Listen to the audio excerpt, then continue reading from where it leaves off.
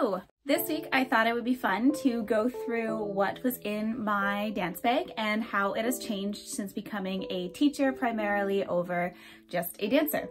So I have, at one point I had 3 bags going, one with regular teaching things, one with dance things, and then one as my fun prop bag that I would bring out for the dancers if they were being good.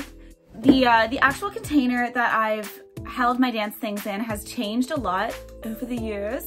I used to use this beautiful Lulu bag that my aunt bought for me for a long time until my cat decided it was going to be her personal bed and litter box. So I don't use that anymore. I actually think I took this bag from a friend. Sorry guys. But I've been using it for like half a year, so you can't be missing it that much. So this is what I take to a regular dance class. Okay, this is my foam roller. It's fantastic. I love it very much. I don't actually bring this to every class. I am lucky enough to have a car to bring to all my teaching classes, but sometimes if I'm heading into the studio, I don't want to be carrying this on the subway or something. So yes, it is my favorite thing in the world and it's great for muscle recovery, but I don't bring it to every single class. Don't feel like you need to do that. I also have in here a little extra bag that is full of dance skirts. I think I have like black, blue, pink, white, whatever. These I only wear for free classes, like non-syllabus classes. A lot of the time, if you're preparing for an exam, the teacher will prefer that you don't wear a skirt so they can actually see what you're doing. Also in this bag, I think I have a little tensor bandage. This is more for nostalgia. I haven't used this in years. I just wore it a bunch when I was in high school on my knee and my ankle when I thought that it would help with my tendonitis.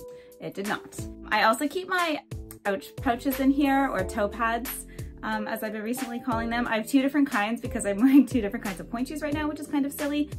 I have these gel ones. Oh, they're kind of dirty, aren't they? They're a little bit thicker, so they have a little bit more protection there. And let's see, I can find, yes, and then my other kind are thinner. They're just more of a piece of fabric than anything else. Shout out to the shoe room, my favorite place in the world, one of them.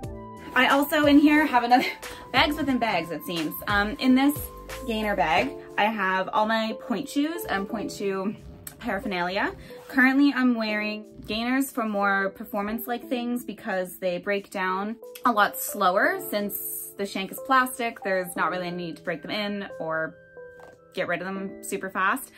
The only thing I don't like about these is sometimes you get a pair that can squeak. Gainer girls will know. And since you can't break them down more than they already come, whatever shape your foot is when you get them, that's what it's going to stay like, which is fine. And then my practice pair, I have blocks. And I love these so much. The shank is extremely malleable and flexible, so I just find them very easy to break in. I mean, always break in your shoes before you go to your first class. That's my recommendation. But like for those of you that are dancing every day and you're doing point all the time, these I would just sew the ribbons on and like, I don't know, pin the elastics and go into class and I'd be fine. But don't do that if you're not dancing every day. I also have in here my little bag of foot massage balls. Oh my gosh, the word was escaping me. So I have a slightly bigger one for arch rolling out, a little smaller one for more, I find that helps for like closer to the front of the foot, underneath the ball of the foot. And then I have the best thing ever, my little toe ball. I love this thing so much. I use it all the time. I also have this more squishy one that I find is better for calf muscle and sometimes the legs if I don't have my foam roller with me. I find the others are just a little bit too hard. They hurt, man. Ballet hurts, but it doesn't have to do that much. And then the last thing I have in here is my TheraBand, which I will use to warm myself up with.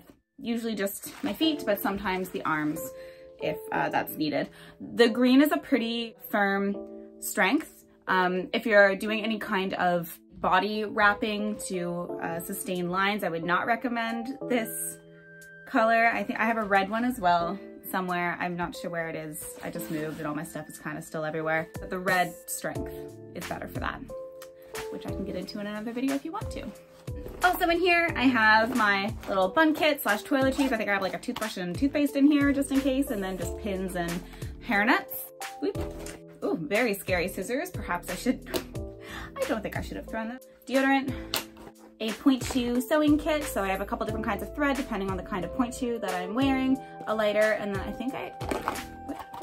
don't know why I have these snaps, but good to know that they're there. Last but not least, I have my hairbrush. And that's my regular dance bag. Onto my teaching bag.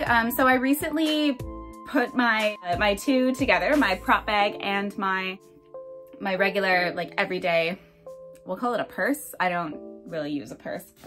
So as I said, I'm lucky enough that I have a car that I can go around teaching to, because this thing is quite heavy. There's a lot in it. So of course, not all of this, honestly, none of it is a requirement. It's just what I bring with me to feel most prepared as a teacher. Okay, so I guess we'll start from like most to least important.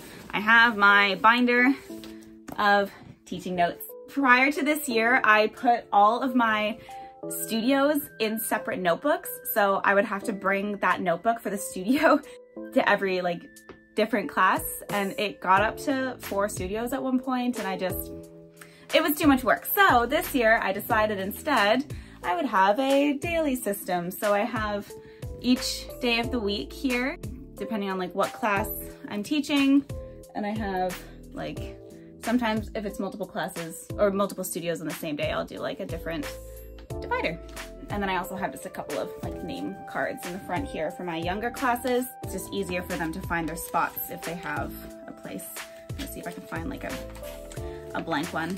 Anyway, like pretend that their name would be written there, and then I have whatever level of dance is on the bottom, and they're shiny and fun and the kids like them, and they stay on the ground if you put them on the ground. I find easier than the foam blocks. The foam ones work great too, not saying that. So that's my teaching binder. I also have a couple of other resources and syllabus notes. So a lot of these are from creative dance workshops, like with the kids I would have a movement word, and this is so unprofessional on the bottom, but that's okay.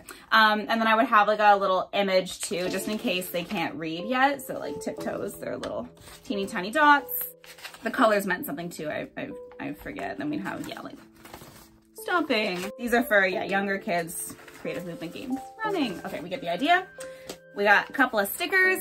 Not all studio condone or enjoy use of stickers as class validation, but like I teach 4-year-olds, man. They need a little bit of extra motivation to get themselves all the way through. And then I also have, I need to rewrite these meter, but yeah, more like movement word prompts for freestyle and improvisation. Find that easiest. Couple syllabus books. I can have up to like 8 at any time. These are my, these are the only like official RAD classes I think that I'm teaching this term. Grade 6 and primary. The rest are Chiquetti. And I can't find my Chiquetti book. Like, it's fine. It's fine. Fresh out of my associate, so I think I'm doing the exercises right. Oh my gosh, Miss Richardson, please don't come for me. And then I also have a couple of these more movement games. If you want me to explain these, I can in another video. Let me know. But yeah, these are just, again, movement prompt cards. Moving on, I have my best purchase I've ever made. These are my teaching shoes. I used to teach for like 6 hours a day in ballet shoes, and it is just destructive on the shin and arch of the foot. These are Sancha teaching shoes. I don't know if they make them anymore, but they're the best thing that I've ever bought. Do it. This is like the only teaching thing that I would say, like, you need these if you want to survive as a ballet teacher. Like your legs will cease to exist. Other teaching shoes I have in here are my Tappity Taps. I teach like 1 or 2 tap classes a week. We're still finalizing schedules. Ballet shoes. Sometimes for the younger dancers classes, I like to wear these to seem a little bit more approachable because I'm wearing the same shoes as them. It's also helpful for classes that you're teaching rolling through the foot too, so they can actually see you demonstrate that. Awesome. I got my computer. I don't bring that to every class, just sometimes if like you have a break, it's helpful, but I don't need it, not even to play music, like everything's Bluetooth now. Sparkle squares. I call these sparkle spots. For the classes that I don't know the names of every student in, I'll give them sparkle spots. I have another little teaching notebook here, just for notes that I don't think fit in my teaching book. Oh my gosh, I need to go through this bag. There's so much stuff. I got a flower. We have ribbons. I made these. I made them specifically for the RAD, I think it's the grade 1 transfer of weight exercise. It might be grade 2.